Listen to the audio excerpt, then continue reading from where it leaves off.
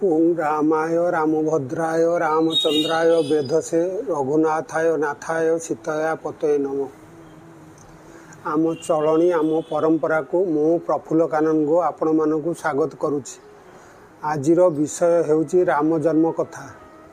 दिने माँ पार्वती प्रभु शिव को पचारिले, आपण जो राम को जप ध्यान करुचंती तांकर नर रूपे जन्मर वृत्तांत टिके कहतु। शिव कहिले, जेतबेले धरारे पापर भार बढ़ी जाए सेतबेले स्वयं विष्णु धर्म स्थापना और पापीर विनाश पाई धराधामरे अवतार ग्रहण करते।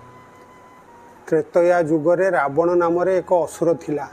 ब्रह्मा को तपस्या संतुष्ट करी 56 गंडा जुग को से अमर वर प्राप्त होइथिला। देव दानव गंधर्व यक्ष और किन्नर काहारी द्वारा निहत हेब नहीं से वर प्राप्त होइथिला। मात्र नर बा मनुष्य को हेय ज्ञान करी से छाड़ी देइथिला। ब्रह्मा को बରରେ बलियान होई रावण स्वर्ग मर्त्य पाताल जय करी देवता गंधर्व यक्ष किन्नर मान को बंदी करी आनी निजर दास भावे खटाइला। ऋषि मुनि मानकर यज्ञ ध्वंस कला। रावणर उत्पात अतिष्ट होई धरणी समेत देवता माने ब्रह्मा परामर्श लोड़िले। रावण मनुष्य द्वारा निहत होई पारिबो बोली ब्रह्मा प्रकाश कले। देवता मानक अनुरोध क्रमे स्वयं विष्णु राम रूप में अयोध्या नगर में दशरथ घरे जन्म लभिबा को इच्छा व्यक्त कले एवं अनुचर मानकु धरारे जात करने को ब्रह्मा को आज्ञा देले। त्रेतया जुगर कथा। सरजू नदी तटरे अयोध्या नामक एक नगर थिला। यही अयोध्या नगर राजा हेउचंती दशरथ। से अत्यंत प्रजावत्सल और धार्मिक व्यक्ति थिले। तांकर 750 राणी थाई मध्य राजा अपुत्रिक थिले।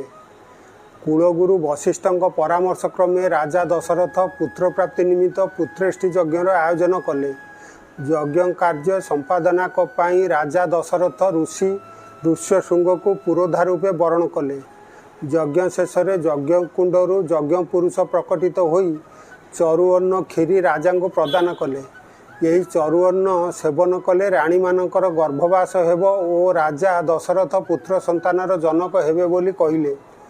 तदनुजाई दशरथ से खीरी को राणी कौशल्या ककेई और सुमित्रा को प्रदान कले। चरुअन्न सेवन करी राणी माने गर्भवास हेले।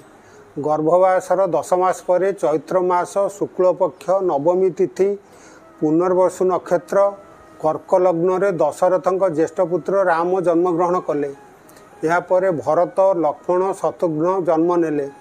सेथिपाई चैत्र मास शुक्ल पक्ष नवमी को राम नवमी रूपे पालन करा जाए।